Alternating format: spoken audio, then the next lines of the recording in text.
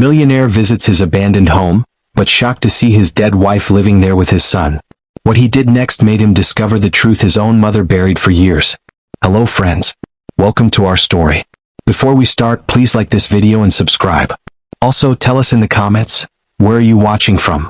New York? London? Maybe South Africa or Jamaica? We want to know. The black car moved slowly through the city streets. In the back seat, Nathan Cole sat with his arms crossed, looking out the window but not really seeing anything. Nathan was 35 years old. His suit was dark blue and looked brand new. His shoes were so shiny you could see your face in them. His briefcase sat next to him, full of important papers about buying and selling buildings. He looked like a man who had everything. Money, success, power. But if you looked closely at his eyes, you would see something else. Something sad and empty, like a house with no one living inside. "Mr. Cole, we'll be there in 20 minutes, said his driver, Mr. Peterson, from the front seat. "Traffic is light today." "Good," Nathan said. He didn't smile. He rarely smiled anymore. Nathan was going to look at an old house. His old house, actually. The house where he grew up. The house he hadn't seen in 8 long years. A big company wanted to buy all the houses on that street. They would knock them down and build new stores. Nathan would get a lot of money, over $200,000 just for his old house. It was good business. Smart business. That's what Nathan told himself. But deep inside, his stomach felt twisted and uncomfortable. The car drove past tall buildings made of glass and steel. Past expensive restaurants where people ate fancy food. Past stores selling things that cost more money than Nathan used to make in a whole year, back when he was young and poor. Then slowly the city started to change. The buildings got shorter. The paint on walls started to peel and crack. There were more potholes in the road. The car bumped and bounced. Nathan sat up a little straighter. He knew this area.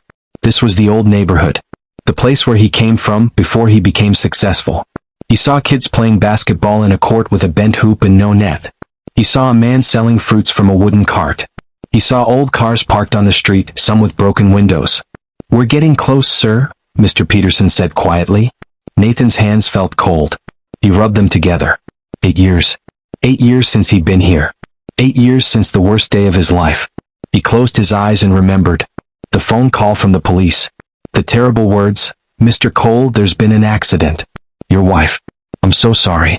She didn't make it. Evelyn." His beautiful Evelyn with her bright smile and kind heart. Gone in one terrible moment. A car accident. A fire. Nothing left but ashes. Nathan had been 27 years old when she died. They'd only been married for 6 months. 6 short, happy months. After she died, Nathan couldn't stay in that house anymore. Every room reminded him of her. Her coffee cup in the kitchen. Her books by the bed. Her jacket hanging by the door. So he left. He locked the door and never went back. He threw himself into work. Building. Buying.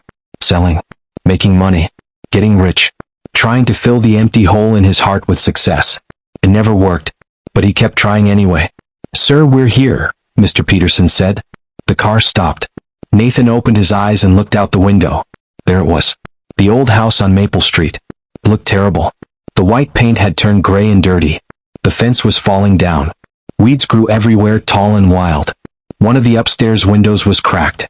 "Should I wait in the car, sir?" Mr. Peterson asked. "Yes.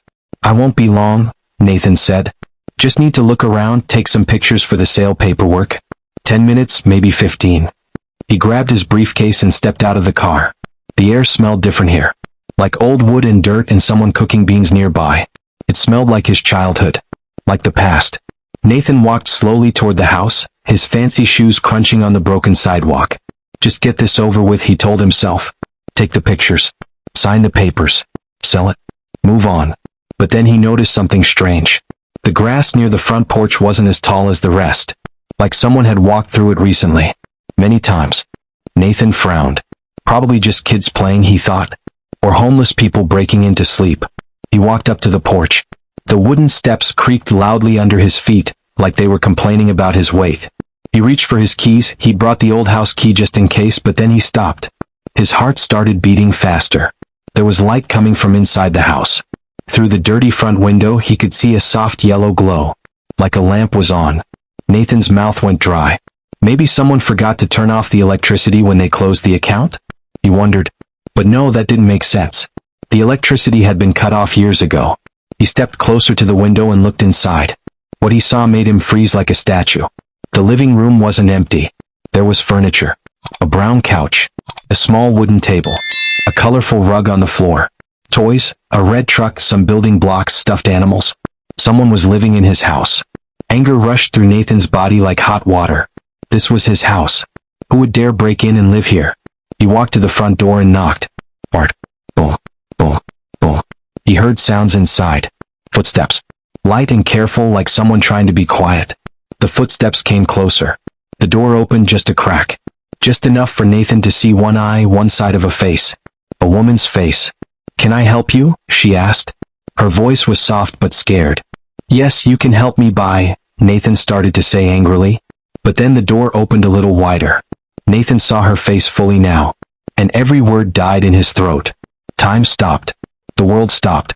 Everything stopped. Because he knew that face. He knew those warm brown eyes. He knew that small beauty mark near her left ear. He knew the way her eyebrows curved.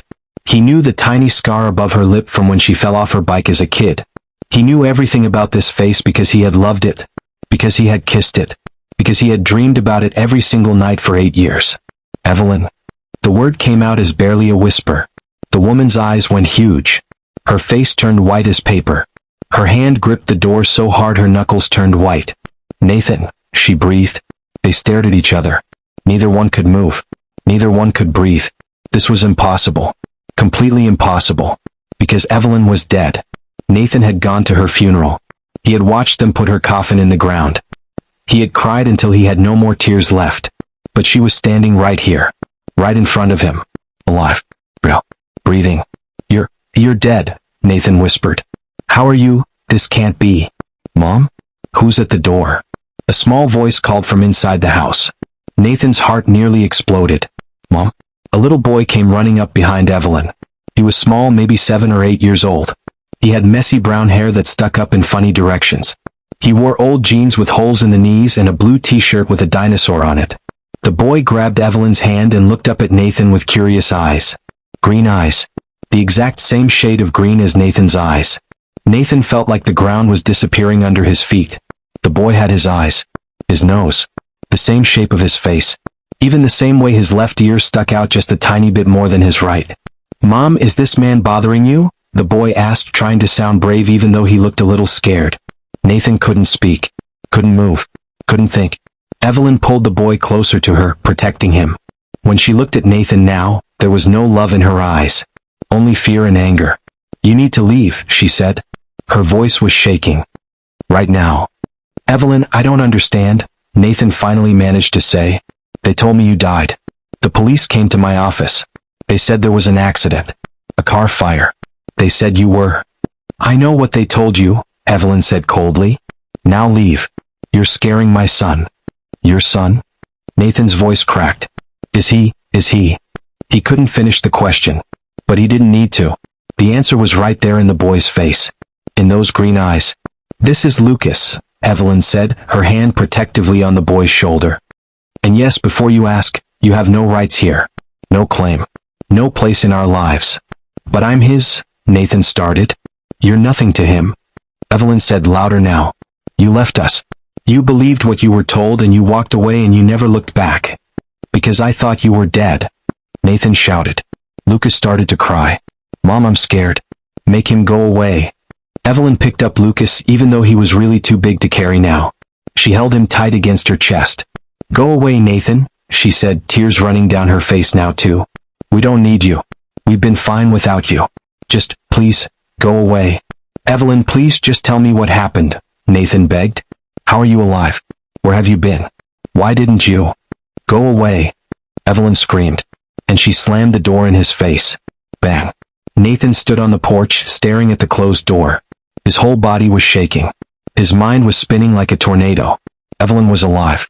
He had a son. Nothing he believed was true. He raised his hand to knock again but stopped. Through the window he could see Evelyn sitting on the couch, holding Lucas, rocking him back and forth. She was crying. Lucas was crying. Nathan lowered his hand.